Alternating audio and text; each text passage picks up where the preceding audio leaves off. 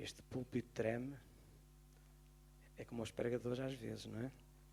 Os pregadores também tremem. E este treme um bocadinho mais do que o de Silves. O de Silves está mais seguro. Glória a Deus. E nós vamos fazer uma leitura no capítulo 1, no capítulo 1, e depois iremos fazer uma segunda leitura antes de tecermos algumas considerações muito importantes.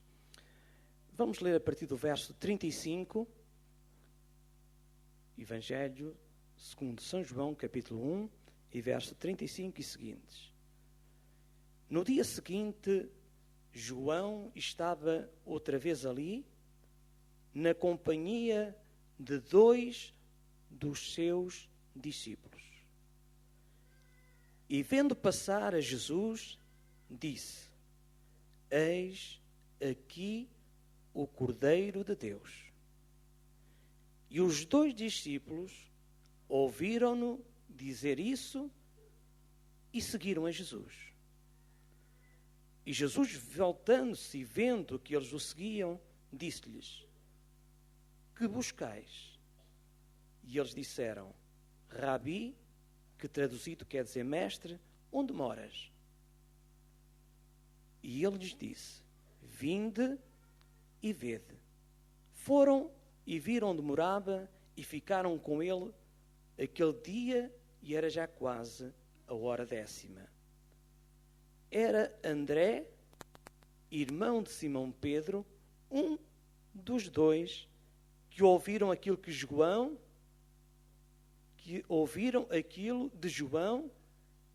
e o haviam seguido. Eu gostaria de parar aqui. Quando nós lemos no verso 10, diz que era André, irmão de Simão Pedro, um dos 2 que ouviram aquilo de João e o haviam seguido. Às vezes nós lemos assim tão rapidamente. Porque é que só fala aqui do André, irmão de Simão Pedro? Quem seria o outro? Diz que eram 2 discípulos de João Batista. Mas quando João Batista disse acerca de Jesus: Eis aqui o Cordeiro de Deus, diz que estes 2 discípulos de João Batista seguiram Jesus. E está escrito que era André, irmão de Simão Pedro, um dos 2 que ouviram aquilo de João e o haviam seguido. É que quem escreve, ele não menciona o seu nome. E nós não encontramos João a dizer que ele é o autor desta epístola. Mas é fácil de identificar que o outro discípulo era João. É apenas aqui uma à parte. O verso 42 diz... O verso 41. E este achou primeiro a seu irmão Simão e disse-lhe: Achamos o Messias, que traduzido é o Cristo. E levou a Jesus. E olhando Jesus para ele disse: Tu és Simão, filho de Jonas, tu serás chamado Cefas, que quer dizer Pedro. No dia seguinte quis Jesus ir à Galileia e achou a Filipe e disse-lhe: Segue-me. E Filipe era de Betsaida, cidade de André e de Pedro. Filipe achou Natanael e disse-lhe: Tome nota. O que é que Filipe disse? Havemos achado aquele de quem Moisés escreveu na lei e de quem escreveram os profetas, Jesus de Nazaré, filho de José.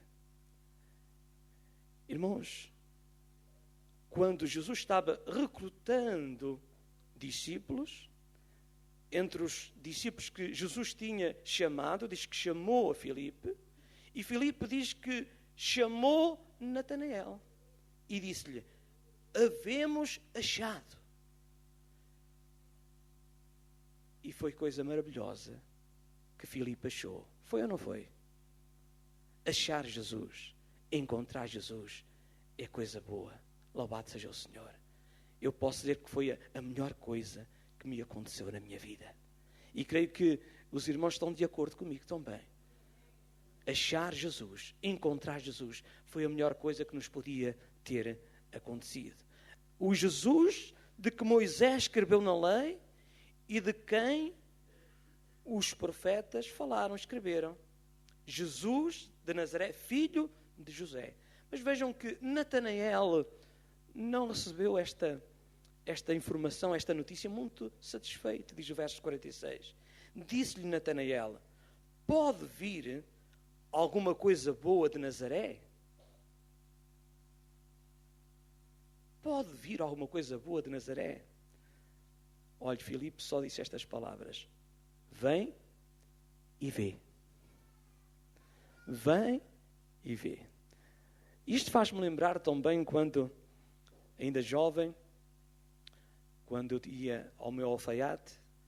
O alfaiate era crente em Jesus, era um homem de Deus, e ele sempre que eu ia provar o fato ou as calças, ele me falava de Jesus. E é claro, eu colocava diante dele as minhas dúvidas e também os meus argumentos, porque eu era sacristão, e ir ao alfaiate, que era protestante, era assim uma coisa, mas sempre que eu falava e lhe punha alguma questão, ele não era de muitas palavras. Pegava na Bíblia, abria a Bíblia e dizia assim: olha, João, vamos ver o que é que a Bíblia diz. Não é aquilo que eu digo, mas aquilo que a Bíblia diz. E ele abria a Bíblia e eu dizia: pois é. É que eu não conhecia a Bíblia. Era sacristão, mas não conhecia a Bíblia. Conhecia o catecismo, mas sempre acreditei na Bíblia. Sempre ouvi falar na Bíblia. Mas a Bíblia naquela altura era quase que um livro proibido. Isto já há 42 anos. E um dia ele disse-me: olha, João, se queres saber mais, vai um dia. Olha, é o caso de Filipe, vem e vê. E um dia eu fui. Não porque ele me convidou, mas porque um casal amigo, que também era crente, e um dia os meus pais convidaram aquele casal, houve uma festa lá em casa, eu não me recordo que festa foi um jantar, e no final do culto, no final do jantar, eles disseram: olha, Sr. Manuel, nós temos um compromisso. Era uma quinta-feira, era dia de culto. E eu disse ao Valdemar, hoje meu compadre: olha, tu vais lá à tua igreja e eu vou contigo até lá acima, porque eu vou ver a minha namorada. Não era a minha esposa ainda. E o lugar onde me havia de separar deles, ainda hoje, é o mesmo lugar, era o cemitério. Isto parece história, mas não é. Eles seguiam no cemitério, há um cruzamento, ainda hoje, ali em Ceia, onde eu residia naquela altura, e eles iam para baixo e ia para cima. Mas quando olho e vejo o prédio, o carro não estava, e eu disse ao Almar: olha, afinal, eu vim aqui, mas ela não está, eu posso lá ir assistir a essa vossa coisa. É assim, posso lá ir assistir a essa vossa coisa. E ele disse: olha, podes vir. Mas disse eu: mas eu fico mesmo assentado à porta. Está bem, João, não há problema, ficas mesmo à porta. E meus amados, eu era uma pessoa sincera na religião. Era mesmo praticante. E tenho histórias muito engraçadas. Durante o tempo fui sacristão. Mas quando ouvi os cânticos, quando ouvi as orações, quando ouvi a palavra, o meu coração batia forte, porque era aquilo que eu estava precisando de ouvir e nunca tinha ouvido. A missa naquela altura era em latim, a gente entrava para ali sem nada saber e saíamos de lá sem saber nada. E eu tinha uma sede muito grande. Eu tinha uma insatisfação muito grande dentro de mim. Aquela insatisfação que somente Deus pode preencher. E eu fui ouvir uma vez. E eu fui para casa e pensava que ia dar uma grande notícia à família. Sabem onde é que eu estive? Eu fui lá à igreja de Valdemar. E o meu irmão mais velho chegou ao pé de mim. O quê? E os teus amigos agora? Os teus amigos vão te deixar. E eu disse: Não tive coragem de dizer o contrário. E disse, pois é, eu não volto lá. Isto foi uma quinta-feira. Mas passou sexta, passou sábado. Irmãos, e o meu desejo é que chegasse a hora de estar no culto. E eu fui e ouvi mais uma vez. Só que cheguei a casa e não disse nada. Guardei aquilo para mim.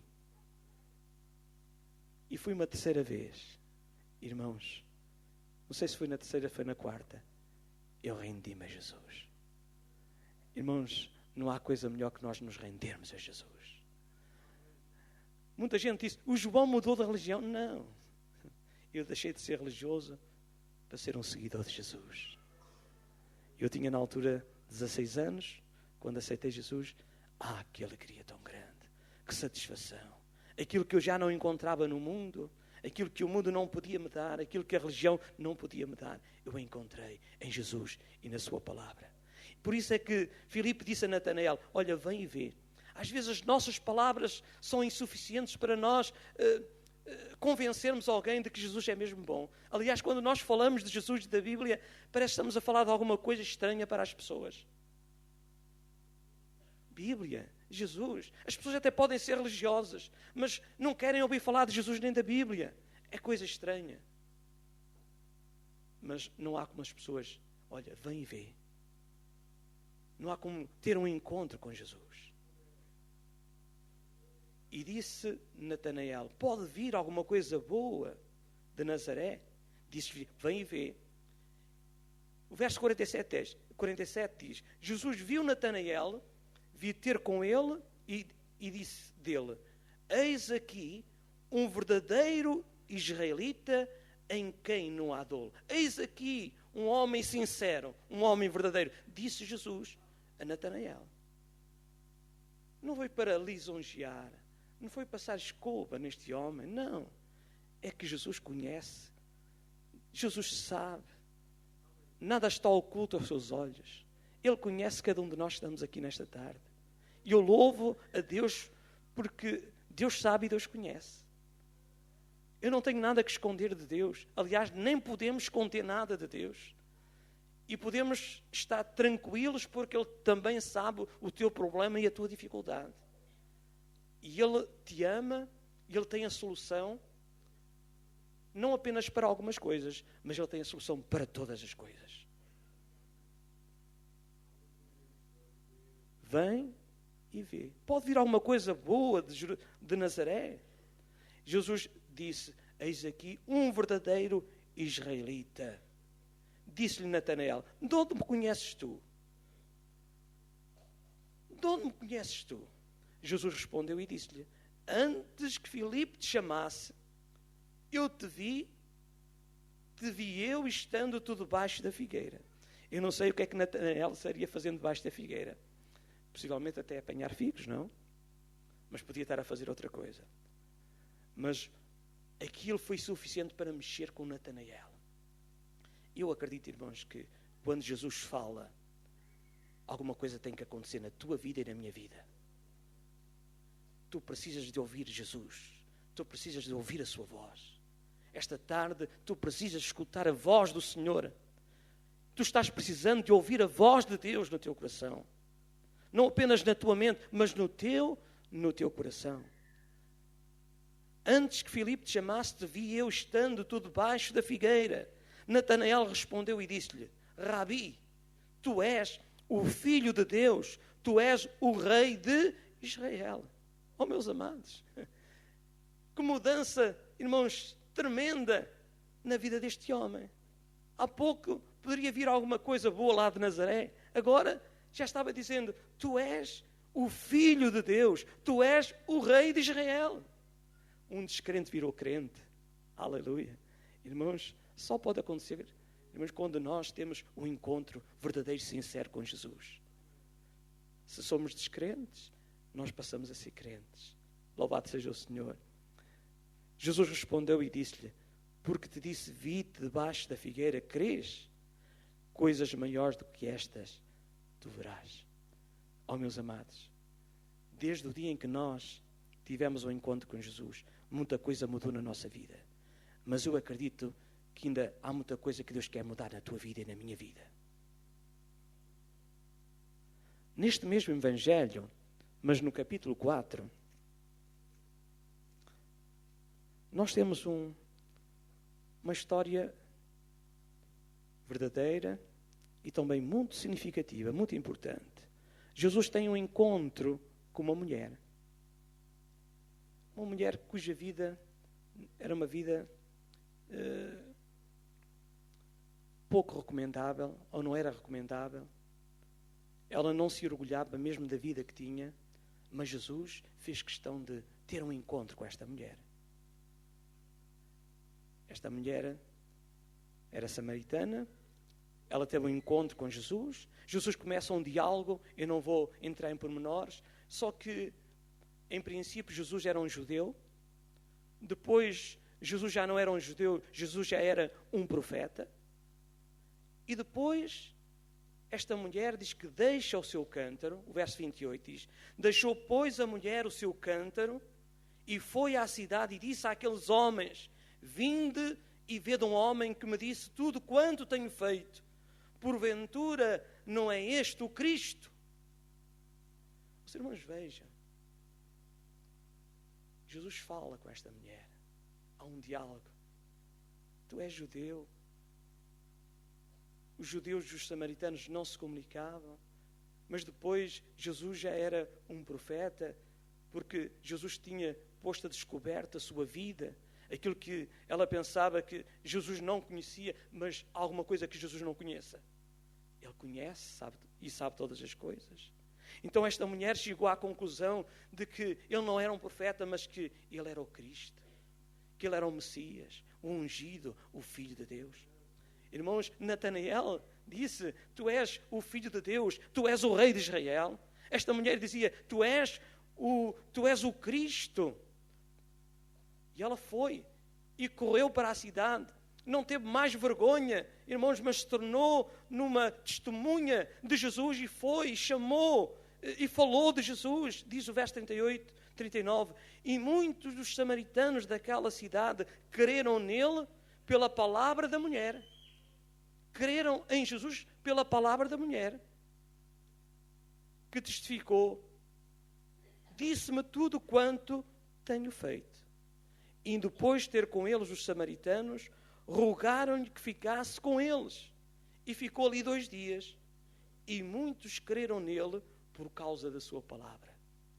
E o verso 42 diz, e diziam à mulher, já não é pelo que dissestes que nós queremos, porque nós mesmos o temos ouvido e sabemos que este é verdadeiramente o Cristo, o Salvador do mundo. É bom, irmãos, nós ouvirmos e nós falarmos de Jesus. Mas não há coisa melhor do que as pessoas experimentarem Jesus. Estes homens disseram, olha mulher, já não é por aquilo que tu nos contastes, já não é por aquilo que ouvimos de ti, mas nós mesmos o temos ouvido e sabemos que este é verdadeiramente o Cristo, o Salvador do mundo. Irmãos, é importante nós sabermos, não apenas com a nossa mente, com o nosso intelecto, mas com o nosso coração.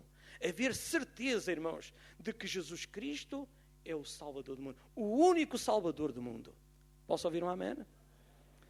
Irmãos, às vezes ficamos preocupados quando ouvimos pessoas que já ouvem o Evangelho há tanto tempo e às vezes têm assim expressões como estas. Bem, eu espero um dia estar com Jesus. Bem, eu espero que quando Jesus vier eu não fique cá. Eu espero fazer parte dos salvos. Irmãos, um crente, irmãos, não pode viver na dúvida se é salvo ou se está perdido. Se nós cremos que Jesus Cristo é o Filho de Deus, o Salvador do mundo, e se nós confessarmos o nosso pecado, se nós o aceitamos, se nós o recebemos, nós nos tornamos filhos de Deus. Neste mesmo Evangelho, mas no capítulo 1, eu estou falando de coisas muito simples, mas muito importantes, meus amados. No capítulo 1 deste mesmo Evangelho, o verso 10 diz assim, estava no mundo, quem? Jesus. Estava no mundo e o mundo foi feito por ele, e o mundo não o conheceu. veio para o que era seu e os seus não o receberam. Mas o verso 12 diz: mas a todos quantos o receberam, deu-lhes o poder de serem feitos filhos de Deus, aos que creem no seu nome. Se tu crês no nome de Jesus, não apenas o crer de acreditar, mas se tu crês e confias em Jesus, tu tens a vida eterna, tu és um filho de Deus. Meus amados, Jesus Cristo é o único e o grande Salvador. É importante nós falarmos isto, que Ele é o único Salvador. E porquê é Jesus o único Salvador? Porque só Jesus tinha os atributos, as condições para o êxito da obra da redenção. Que atributos são esses? Olha, só Jesus é santo. Posso ouvir um amém? Só Jesus podia tomar o teu lugar e o meu lugar na cruz. Um anjo não podia tomar o nosso lugar. Nenhum homem de Deus do passado ou do presente podia tomar o nosso lugar na cruz. Mas somente Jesus. Jesus nunca, diz a palavra de Deus, nunca cometeu pecado, nem na sua boca se achou engano. Ele podia dizer: quem dentre vós me convence de pecado? Quem dentre vós tem pecado? Que me aponte, que tem pecado, que me pode apontar pecado. Irmão, Jesus, um dos atributos de Jesus é que Ele era santo. Somente Ele estava preparado para ir à cruz. Somente Jesus estava preparado para o sacrifício extremo na morte da cruz. O profeta Isaías fala da sua morte, do seu sofrimento. Jesus, irmãos, Ele foi à cruz. Ele suportou a cruz. Não foi o único que foi à cruz. Mas somente Jesus tinha os requisitos, os atributos necessários para morrer por ti e por mim. Jesus era o Cordeiro de Deus.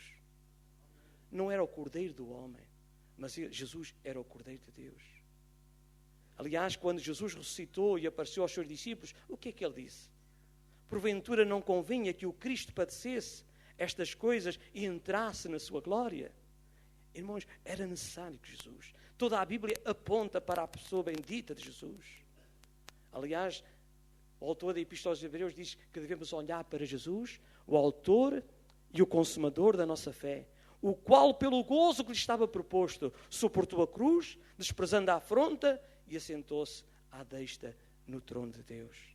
Irmãos, só Jesus tinha atributos para operar a obra da redenção, porque Jesus era cheio de amor e compaixão por nós.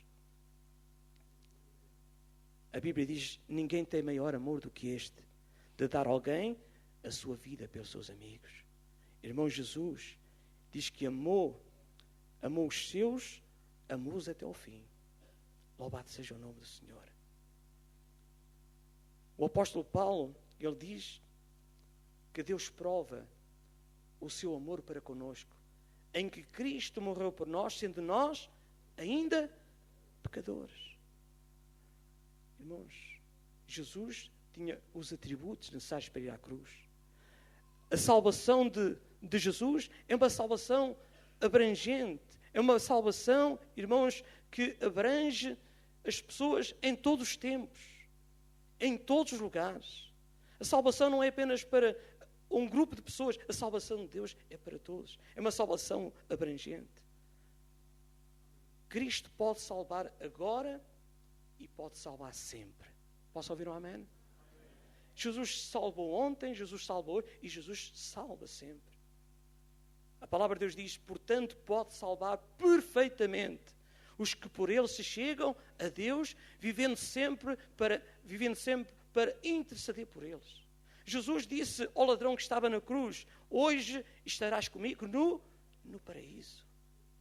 Irmão, Jesus é aquele que salva da escravidão do pecado para a liberdade dos filhos de Deus. E a palavra de Deus diz, é Paulo que diz: estai, pois, firmes na liberdade com que Cristo nos libertou, e não torneis a meter-vos debaixo do jugo da servidão. Irmãos, se já fomos salvos, estamos salvos, estamos libertos e não queremos voltar atrás. Posso ouvir um amém? Não queremos voltar atrás. Irmãos, a sua salvação é uma salvação que nos livra da ira vindoura. Irmãos, o apóstolo Paulo diz que devemos esperar dos céus a seu Filho, a quem ressuscitou dos mortos. Jesus que nos livra da ira futura. Irmãos, estamos vivendo tempos difíceis, tempos muito complicados. Este é um tempo para nos firmarmos cada vez mais no Senhor. Estamos firmes nele. Louvado seja Deus. Os benefícios da salvação são para todos, mas somente para todos aqueles que chegam para Deus. Há pessoas que querem a bênção de Deus, mas não querem o Deus da bênção. Mas o grande desafio que Deus coloca ainda hoje a toda a humanidade é que nós nos devemos chegar a Deus. Porque Ele pode salvar e a sua salvação é perfeita.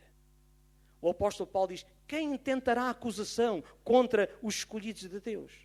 É Deus quem os justifica. Quem os condenará? Pois é Cristo quem morreu, ou antes, quem ressuscitou dentre os mortos, o qual está à direita de Deus Pai e intercede por nós. A salvação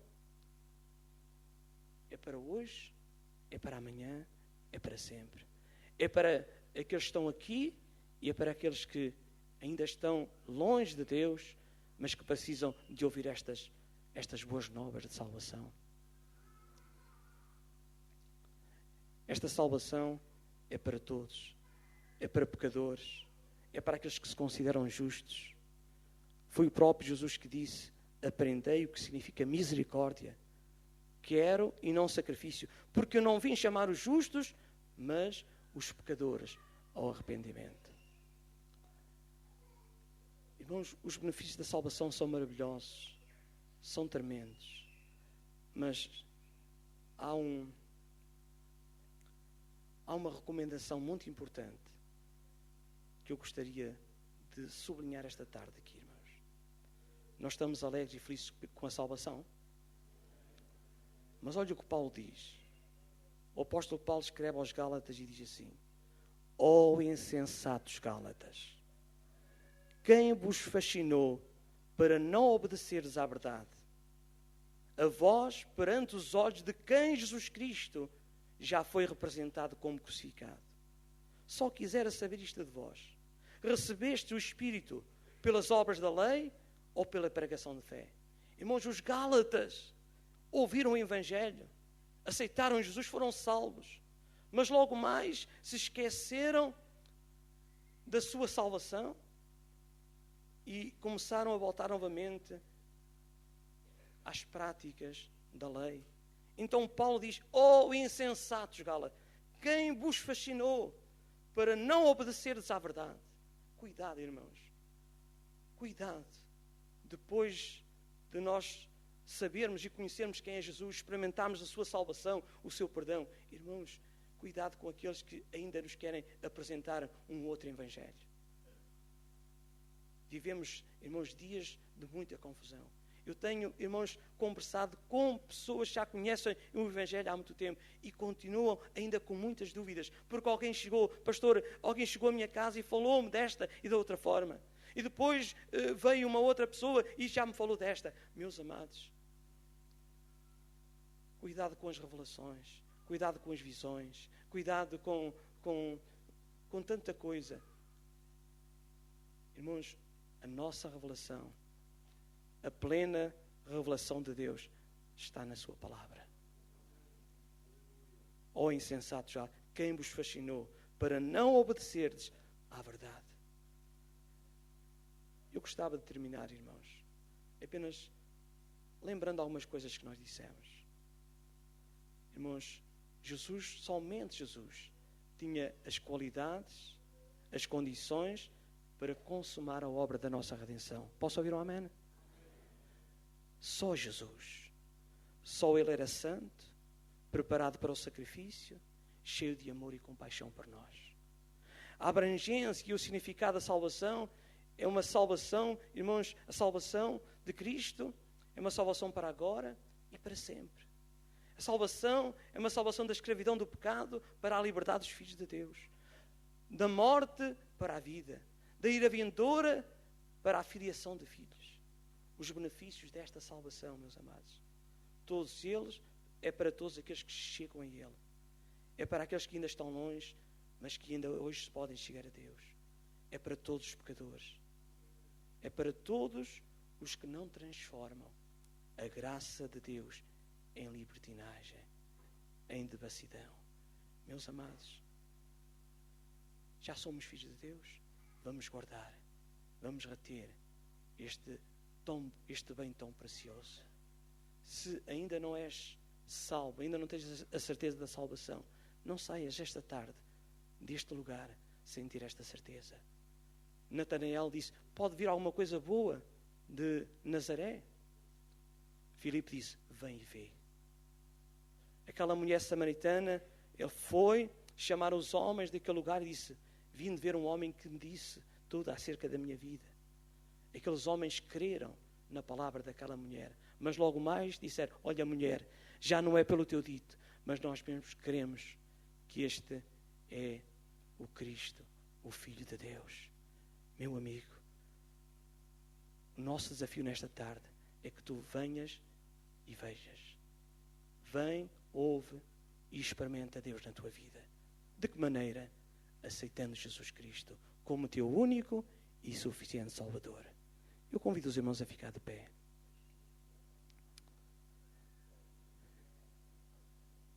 Glória a Deus. Enquanto os irmãos oram e curvam suas cabeças, eu sei que não são as minhas palavras, mas é o Espírito de Deus que está aqui nesta tarde. É o Espírito de Deus quem convence. Se nesta tarde está aqui alguém que é sincero, que quer conhecer Deus, que quer ter uma experiência com Deus, creia na pessoa bendita de Jesus. Creia que Jesus Cristo é o Filho de Deus, o Salvador do mundo, o único Salvador. Os anjos não salvam, os apóstolos não salvam, nenhum homem pode salvar. Jesus é o único Salvador. Depois do que ouviste esta tarde, tu queres crer em Jesus de todo o teu coração? Tu queres entregar a tua vida a Jesus? Nós já lemos e citamos que a todos quantos o receberam, Deus deu-lhes o poder de serem feitos filhos de Deus, aos que creem no seu nome. Será que nesta tarde nós temos alguém que quer aceitar Jesus como seu Salvador? Levanta a sua mão, faça um simples gesto. Levantar a mão não salva ninguém. Estou a ver 2 mãos levantadas. Podem baixar, não importa a idade. O importante é a sinceridade do coração. Eu tinha 16 anos quando aceitei Jesus. Foi a decisão mais importante. 42 anos passaram e eu louvo a Deus por esta salvação tremenda, maravilhosa e poderosa que Deus operou na minha vida. Deus tem mostrado a cada dia a sua graça, o seu amor, a sua misericórdia. Deus é real. Deus não está longe. Deus está em nós. A Bíblia diz que nós somos o templo do Espírito Santo. Será que temos uma terceira pessoa que nesta tarde, talvez já ouve o Evangelho há muito tempo, mas nunca tomou esta decisão? Nunca é tarde para tomar esta decisão. Hoje é o dia aceitável. Hoje é o dia da salvação. Será que temos uma terceira pessoa que quer aceitar Jesus? Eu não vou insistir. Mas vou convidar estas 2 jovens a vir aqui à frente. Eu quero orar por vocês. Não tenham vergonha. Venham aqui à frente. Vergonha é fazermos coisas feias, coisas que não agradam a Deus. Mas aceitar Jesus deve ser um ato de alegria. Louvado seja Deus. Às vezes nós tomamos decisões e eu sei que elas são tomadas muitas vezes assim, neste estado de espírito, a emoção, a manifestação da alegria muitas vezes se torna assim. Mas vamos orar a Deus, não ficamos a olhar. Curvem as vossas cabeças. Senhor meu Deus e Pai, nesta tarde nós temos ministrado a Tua palavra, Senhor. Sabemos que não são as nossas palavras, mas é o Teu Espírito, Senhor, quem convence. Deus, eu oro por estas jovens, Senhor, que esta hora e que esta tarde, Senhor, seja uma hora e uma tarde que fique marcada nas suas vidas, Senhor. Deus, que o Teu Espírito Santo possa, Senhor, iluminar e elas possam compreender esta decisão tão importante que fizeram, Senhor, diante de Ti e da Tua Igreja. Pai, eu oro por estas meninas, oro pela sua família.